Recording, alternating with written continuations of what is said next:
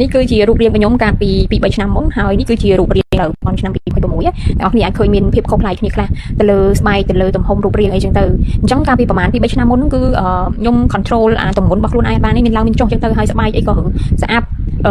ស្ងួតក្រើមអីចឹងណាហើយបន្ទាប់មកខ្ញុំក្នុងឆ្នាំនេះខ្ញុំក៏សម្រេចចិត្តផ្លាស់ប្ដូរ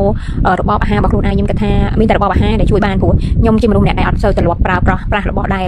មកស្រាប់អញ្ចឹងណារបស់ដែលគេហៅថាចេញពីរោងចក្រមកអញ្ចឹងណាខ្ញុំចូលចិត្តញ៉ាំរបស់ដែលជា real food ដែលជាអាហារប៉ពិតប្រាកដអញ្ចឹងទៅអញ្ចឹងខ្ញុំចាប់ដើមរៀបចំរបបអាហាររបស់ខ្ញុំមានត្រីសាច់បន្លែតាម healthy plan របស់ក្រសួងរបស់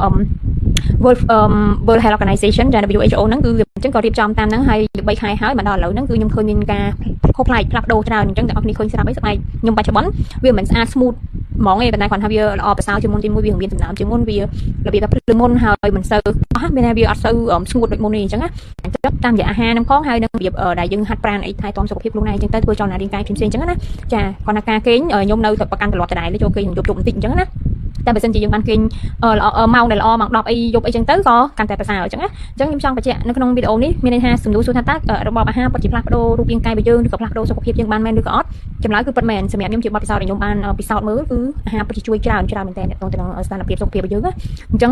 វាជួយកាត់បន្ថយស្ករកាត់បន្ថយខ្លាញ់មិនល្អអីផ្សេងៗអញ្ចឹងទៅអ្នកនរឃើញស្រាប់ឯរបបអាហារដែលខ្ញុំតែងតែ post នៅលើ page របស់ខ្ញុំគឺវាច្រើនជា plant based ជាអាហារដែលសម្បូរទៅដោយបន្លែផ្លែឈើអីចឹងទៅអញ្ចឹងណាហើយបើយើងចង់ឆ្អែតគឺយើង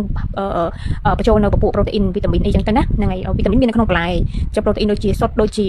ពពួកគ្រាប់ធញ្ញជាតិអីផ្សេងៗចឹងទៅអញ្ចឹងវាឃើញឲ្យលទ្ធផលមកបានបែបហ្នឹងហើយការកំឡុងពេលដែលជាពិសេសនៅពេលដែលយើងធ្វើការជាទូទៅម៉ោង3ម៉ោង4អីយើងឃ្លានទេទៅយើងហៅជិតជប់ជា snack ណាអាហារសម្រន់អីផ្សេងៗហ្នឹងច្រើនតែញ៉ាំរបស់ផ្អែមឬក៏របស់ដែលមានខ្លាញ់មានអីអត់ល្អច្រើនអញ្ចឹង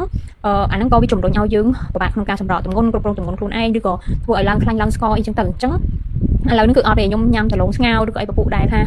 វាល្អវិញវាជាអាហារល្អវិញវាមានស្ករមានអីទេហើយក៏មិនមានខ្លាញ់អាក្រក់អីដែរចាមួយឥឡូវនេះចាប់ដើមញ៉ាំងាកមកញ៉ាំប្រភេទនំសុខភាពចានំនេះគឺធ្វើពីធញ្ញជាតិដែរយើងចង់ញ៉ាំគ្រាប់ធញ្ញជាតិវាមានច្រើនអាល់ម៉ុនផងស្អីគ្រប់អានេះគឺប្រមូលផ្ដុំដល់5 6មុខនៅក្នុងនឹងតែមួយនៅក្នុងនំតែមួយនឹងអញ្ចឹងយើងអត់ពិបាកញ៉ាំច្រើនមកពេលហើយនេះញ៉ាំតែពីនំចាជាមួយកាហ្វេក៏បានជាមួយតែក្តៅក៏បានដែរអញ្ចឹងអ្នកទាំងអស់គ្នាចង់បានអាចកំង pre order បានអញ្ចឹងណាឆាតទៅ page Friend and Fresh ដើម្បី order អញ្ចឹងហើយឥឡូវនេះបច្ចុប្បន្នគឺខ្ញុំកំពុងតែងាកមកញ៉ាំនំប្រភេទហ្នឹងវិញអញ្ចឹងវាជួយឲ្យយើងឆ្អែតបានយូរហើយយើងញ៉ាំមកល្មមបានហើយវាអត់មានខ្លាញ់មានស្ករច្រើនព្រោះនេះអត់មានធ្វើមកអត់ដាក់ស្ករទេគឺជាតិផ្អែមឡំហ្នឹងចេញពីគ្រាប់ធញ្ញជាតិតែម្ដង 100% សុទ្ធ 100% មានប្រមម្សៅអីថៃមីអញ្ចឹងណាចាអញ្ចឹង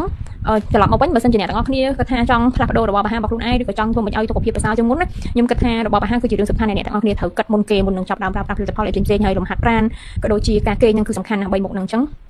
កុំភ្លេចណាចាប់ដើមមើលថែទាំសុខភាពខ្លួនឯងផង